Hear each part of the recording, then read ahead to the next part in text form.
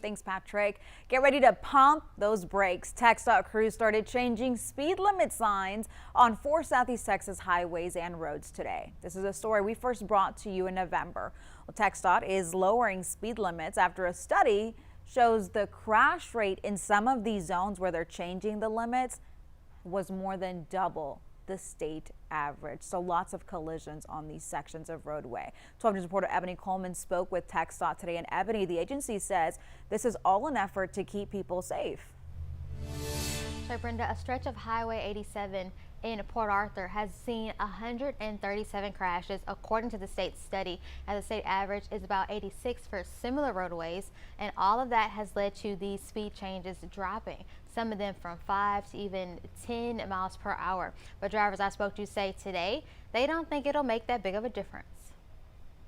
People are probably going to still drive 75 or 80 miles an hour regardless of whether it's a 70 miles, speed limit. The Dago Yalo family from the Rio Grande made a pit stop at a gas station along I-10 in Rose City. We are going to Dollywood. Julie Dago Yalo says they drive this stretch of highway frequently to visit family who lives in Virginia. Something they didn't expect to see was a speed change. I was expecting it to be like 75 right now.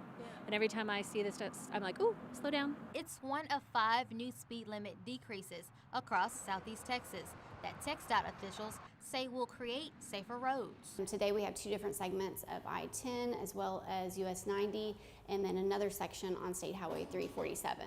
And then tomorrow we'll also be changing the speed limit along US 69. Sarah Dupree says the department is constantly making sure speeds are accurate. So with speed studies, we're looking at several different factors. We're looking at the types of crashes and the amount of crashes that we've had on those roadways.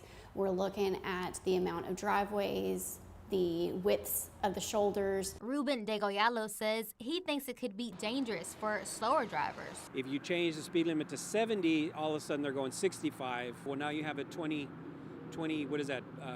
mile, 20 mile difference in speed limit. Other drivers like John LeBlanc, who was on his way to New Orleans, has a similar opinion too. I would leave it like it is.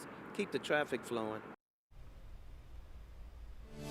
Dupree says 3 different crews are working from the Beaumont, the Port Arthur, and Orange offices to change the signs along all 5 of those roadways. Now, they can expect that to be completed by tomorrow. Ebony Coleman, 12 News. All right.